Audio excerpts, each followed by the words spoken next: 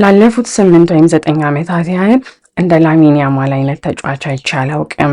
3 ተጫዋቾችን ለሱ መመደብ ነበረብን። እንደምን አድራችኋል? ይህንን የተናገሩት የኢንተር ሚላኑ አሰልጣኝ ሲሞኔ ኢንዛጊ ሲሆኑ ይህንን ንግግራቸውን የሚያካፈሉን ትላንትና ቡድናቸው ኢንተር ሚላን ከባርሰሎና ጋር የነበረውን የቻምፒየንስ ሊግ የግማሽ ፍጻሜ ጨዋታ 3 አቻ በሆነ ውጤት ከተጠናቀቀ በኋላ ነበረ። እኔ በበኩሌ በነገራችን ላይ የማድሪድ ደጋፊ ነኝ። ከዛ ግን አንዳንድ ጊዜ ያው እግር ኳስን ስናይ በጣም አሪፍ ነገርን ስናይ አለማድረግ በጣም ከባድ ነው የሚሆነው። በትላንቱ ጨዋታ ተዝናንቻለሁኝ። ያ እንዳለ ሆኖ ግን እንደ ማድሪድ ደጋፊነቴ ላሚን ያማል ልክ እንደ ሌሎቹ ከዚህ በፊት እንደነበሩት ተጫዋቾች አቋሙ እስኪዋዥቅ እየጠበቅኩኝ አይደለም ማለት ውሸት ነው የሚሆንብኝ፣ ግን እስካለ ድረስ እንዝናናበታለን። ስለዚህ አሁን የተወሰኑ በእንግሊዝኛ የወጡ ዘገባዎች ስለ ላሚን ያማል የተናገሩትን ትርጉም አቀርብላችኋለሁኝ። ምን አይነት የእግር ኳስ ምሽት ነበር የተመለከት ነው። የቻምፒየንስ ሊጉ የመጀመሪያ ዙር የግማሽ ፍጻሜ ጨዋታ ሁሉንም የያዘ ነበረ። አስጨናቂነት፣ ጥራት፣ ውጥረት፣ ከሁሉም ነገር በላይ ግን የ17 ዓመቱ ልጅ የሁሉንም ትኩረት ስቧል። ላሚን ያማል ያንን አስታውሱ። ገና በ17 ዓመቱ በትላንትና ምሽት የሁሉንም ሰው አፍ ያስከፈተ ብቃት ነበር ያሳየው።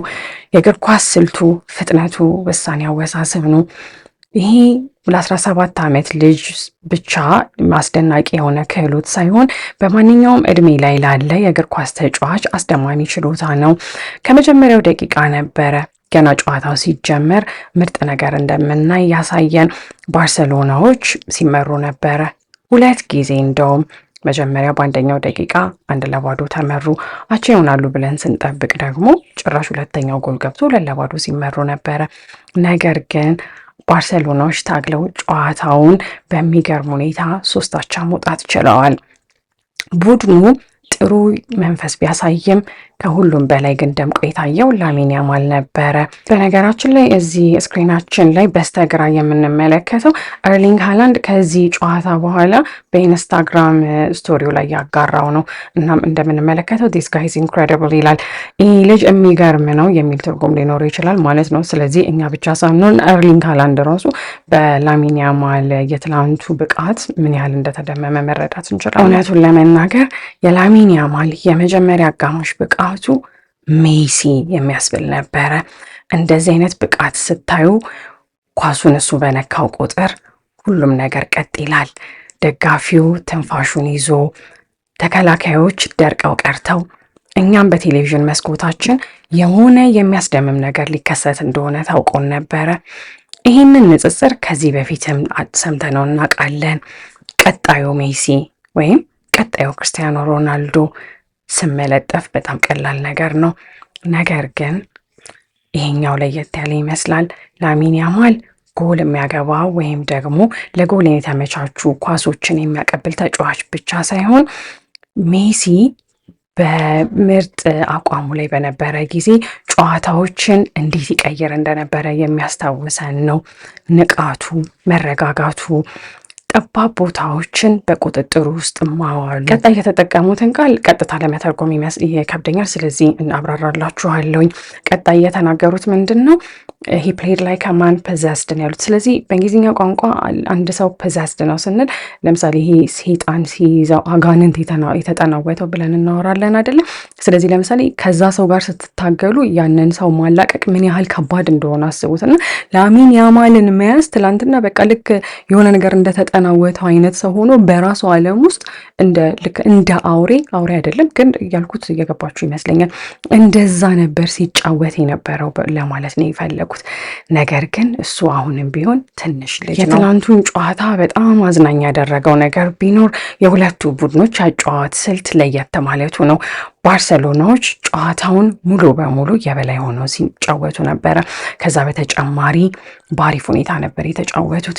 ወደ ኢንተር ሚላኖች ጋር በምንመጣበት ጊዜ ግን የጨዋታ ስነ ምግባራቸው፣ ከዛ በተጨማሪ የመልሶ ማጥቃት አስፈሪነታቸው ጨዋታውን 2 ጨዋታ የምንመለከት ያህል እንድናይ ያስችሎናል። የሆነ ሰዓት ላይ በተለይ በሁለተኛው አጋማሽ ላይ ኢንተር ሚላኖች ውጤቱን ሰብስበው የሚሄዱ ይመስል ነበረ። ነገር ግን ባርሰሎናዎች ጨዋታውን በድጋሚ በቁጥጥራቸው ውስጥ አደረጉት። ስለዚህ ሁለተኛውን ዙር ጨዋታ አጓጊ እንዲሆን ያደረገው ሁለቱ ቡድኖች አቻ መውጣታቸው ሊሆን ይችላል። በዚህ ጨዋታ ኢንተር ሚላኖች እንደ መሳሪያነት የተጠቀሙት የቆሙ ኳሶችን ነበረ።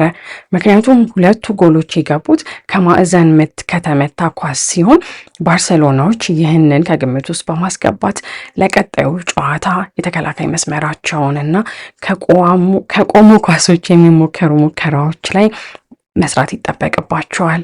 ነገር ግን ዋናው ነገር ውጤቱ አይደለም፣ ስሜቱ ነው። ስሜቱ ምንድን ነው?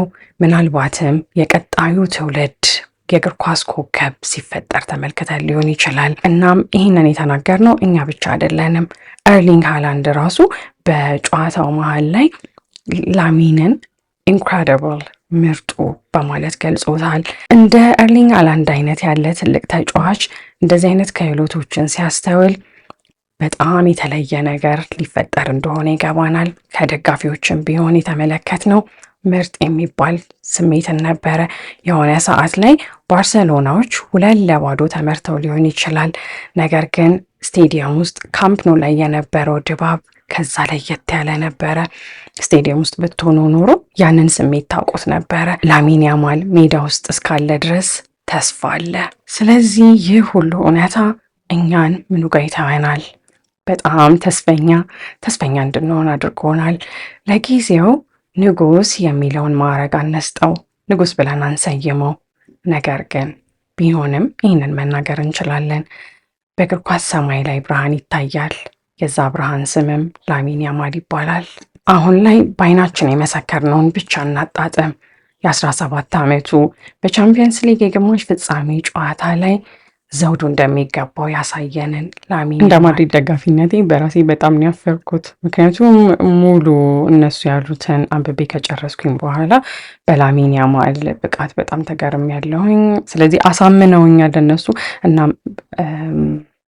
ላሚን ያማል ደስ የሚል ተጫዋች ነው። ለማንኛውም የዛሬው ቪዲዮችን ይመስላል። በቀጣዩ ጊዜ እስከምንገናኝ ደህና